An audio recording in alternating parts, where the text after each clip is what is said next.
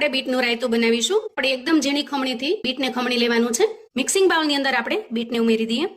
ત્યાર પછી એમાં ઉમેરીશું અડધી ચમચી જેટલો શેકેલા જીરાનો પાવડર, 5 ચમચી જેટલો તીખાનો પાવડર એટલે કે કાળા મરીનો પાવડર, સ્વાદ પ્રમાણે મીઠું ઉમેરીશું, થોડું સંચળ ઉમેરીશું અને ત્યાર પછી આપણે એમાં 1 ચમચા જેટલું દહીં ઉમેરવાનું છે.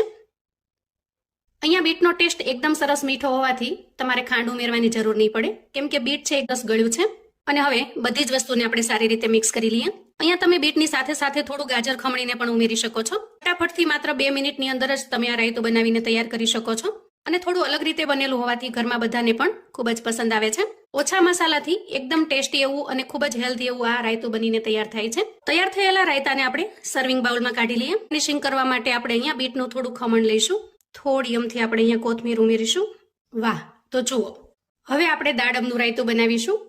ખાસ કરીને આ રાયતાને મિક્સ ફ્રૂટમાં પણ બનાવવામાં આવે છે, પણ દાડમનો વધારે ઉપયોગ કરીને જો બનાવવામાં આવે તો ખૂબ જ ટેસ્ટી એવું લાગે છે.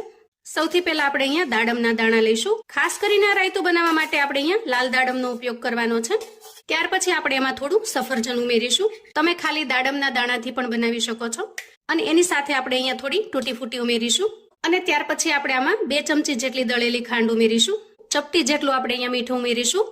થોડો અમથો તીખાનો પાવડર અને ત્યાર પછી આપણે એમાં 1 ચમચા જેટલું દહીં ઉમેરી દઈએ અને સારી રીતે મિક્સ કરી લઈએ. અહીંયા આપણું રાયતું એકદમ સરસ પરફેક્ટ તૈયાર થઈ ગયું છે. તો આપણે એને સર્વ કરી લઈએ.